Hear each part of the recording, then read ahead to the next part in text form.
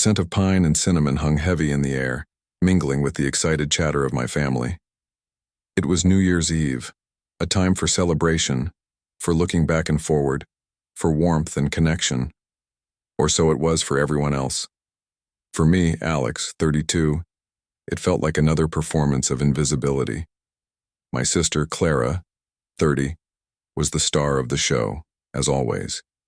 Her laughter, bright and boisterous, echoed through our parents' crowded living room, drawing everyone's attention. I sat on the edge of the plush sofa, a glass of sparkling cider untouched in my hand, watching the familiar spectacle unfold. My year had been a brutal one. 6 months ago, my small, passion-driven graphic design studio had collapsed under the weight of unforeseen market shifts and a major client pulling out. I'd lost everything, my business, my savings, and with them, a significant chunk of my self-worth. I hadn't talked much about it, not wanting to burden my family, especially with my parents' own recent health scares.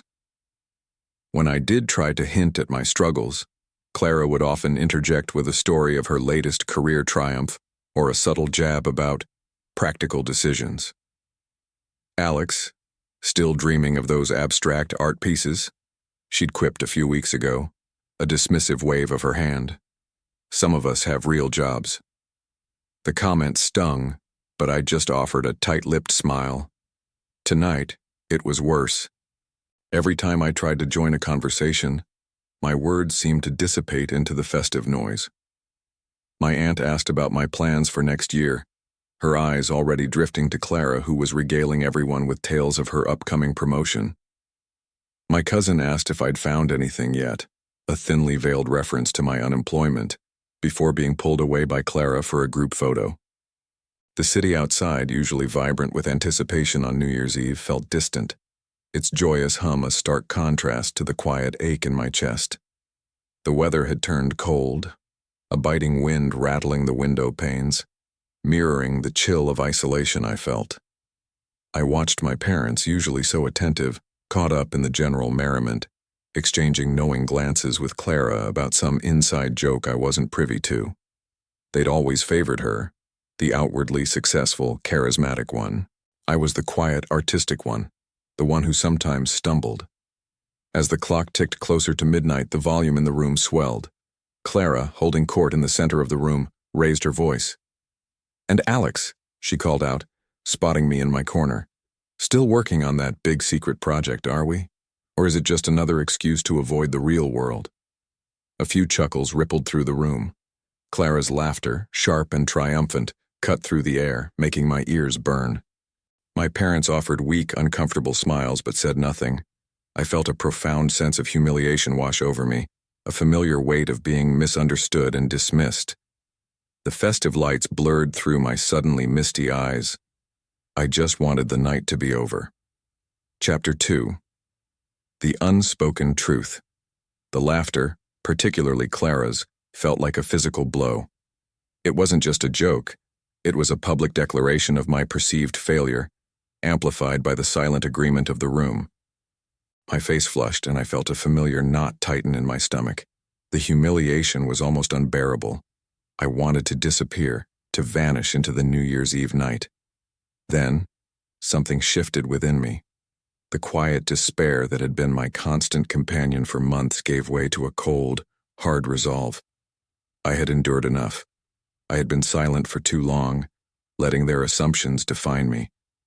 This wasn't about seeking validation anymore. It was about reclaiming my dignity.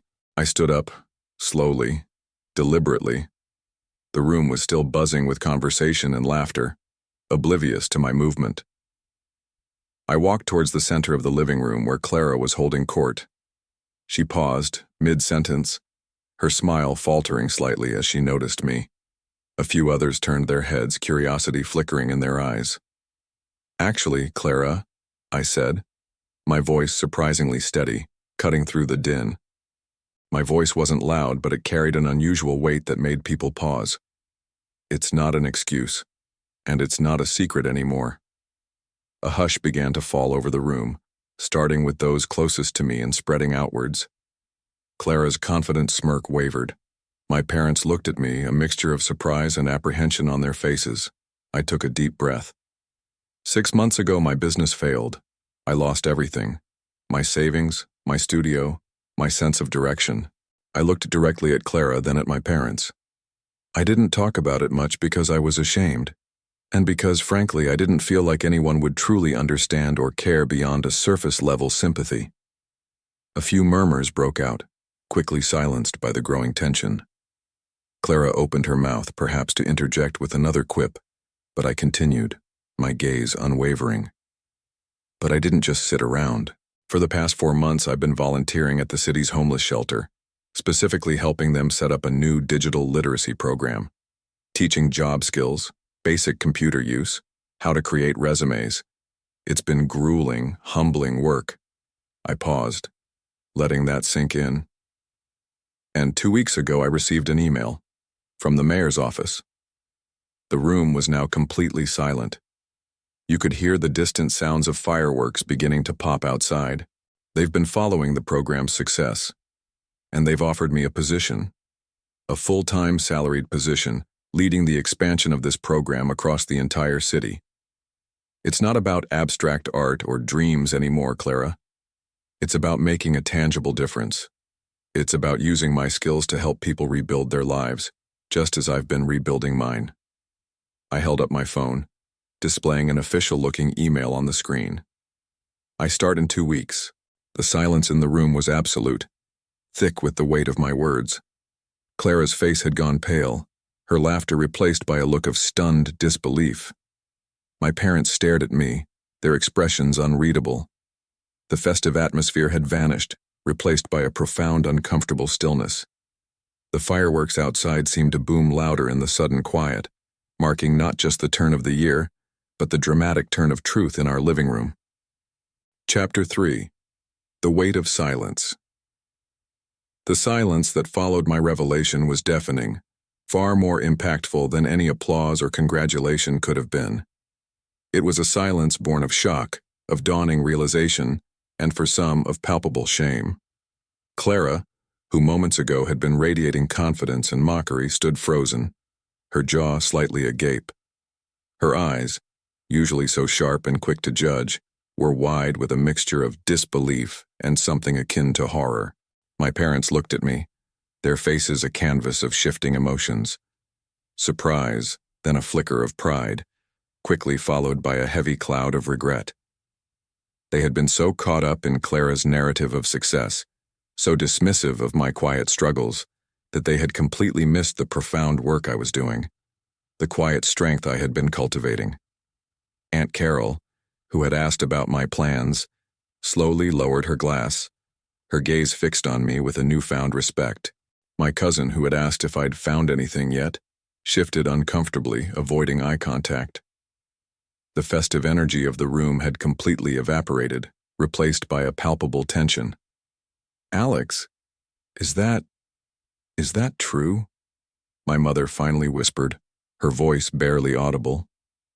"Yes, Mom," I replied, my voice still steady, though my heart was pounding. "It's true. I've been working harder than ever, just not in the way you expected." Clara finally found her voice, but it was a weak, strained sound. "But why didn't you say anything? Why didn't you tell us?" The accusation in her tone was thin, lacking its usual bite. I met her gaze directly. Because every time I tried to hint at my struggles, or even just what I was doing, it was met with a joke, a dismissal, or a comparison to your real achievements, Clara. It became easier to just work in silence, to prove it to myself first, before trying to prove it to anyone else. The truth hung in the air, undeniable. Clara's face crumpled slightly. The weight of her own words, her laughter, her consistent belittling now bore down on her. The festive lights seemed to dim, casting long, uncomfortable shadows. My father cleared his throat, his usual booming voice reduced to a hesitant murmur. "Son, we had no idea. We're so sorry." His apology felt genuine, but it was laced with a deep sadness for their oversight. The New Year's countdown began, a distant voice from the television. 10, 9, 8, but no one in the room joined in. The silence remained, a heavy blanket over the family. Clara stood rigid, her eyes fixed on the floor. My parents exchanged a look of profound regret. As the final seconds ticked away, the fireworks outside erupted in a dazzling display, painting the night sky with brilliant colors. "Happy New Year," the TV announcer cheered. But in our living room there was no cheer, no embrace, no clinking of glasses. Just the quiet, collective realization of a truth long ignored, and the uncomfortable, profound silence of a family confronted with its own blind spots. The year had turned, and with it, something fundamental had shifted within our family dynamic. Chapter 4.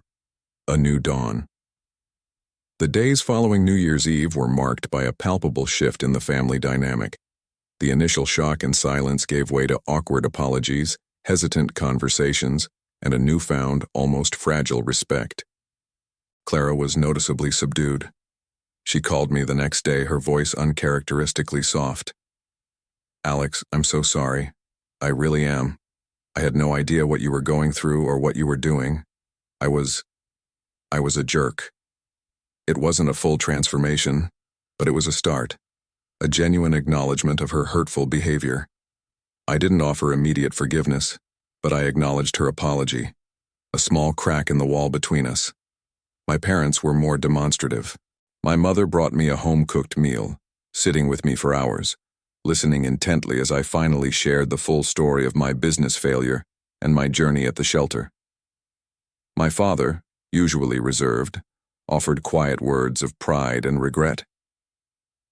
"We should have listened more, son," he admitted, his eyes holding a depth of emotion I rarely saw. Their support, belated as it was, felt like a warm balm on old wounds. The city, which had felt so indifferent on New Year's Eve, now seemed to embrace my new beginning. I started my new role at the mayor's office with a quiet determination. The work was challenging, but incredibly fulfilling. I was using my skills not just for profit, but for purpose, helping people who were truly at their lowest point, just as I had been. The satisfaction was immense, far greater than any financial success I'd chased before. My relationship with my family began a slow, careful reconstruction. It wasn't perfect, and the old patterns wouldn't disappear overnight. There were still moments of awkwardness, and the occasional slip-up from Clara. But now, when I spoke, they listened. When I shared an update about my work, there was genuine interest, not just polite dismissal. The dynamic had shifted from me being the invisible guest to being a valued, respected member of the family, one whose quiet strength had finally been recognized. I learned that true success isn't always loud or flashy. It's often built in silence, through perseverance, and by finding purpose beyond external validation. The New Year's Eve revelation wasn't just about proving them wrong. It was about proving to myself that I was capable, resilient, and worthy of respect. As the weeks turned into months, my life began to flourish. I found a new, smaller studio space for my personal art projects, painting for the sheer joy of creation again. My new career path was stable and deeply rewarding. The memory of that silent New Year's Eve remained, not as a source of bitterness, but as a powerful reminder of how far I had come, and how a moment of profound humiliation could become the catalyst for a profound transformation. My sister's laughter had been painful, but the silence that followed had been the sound of my life finally truly beginning.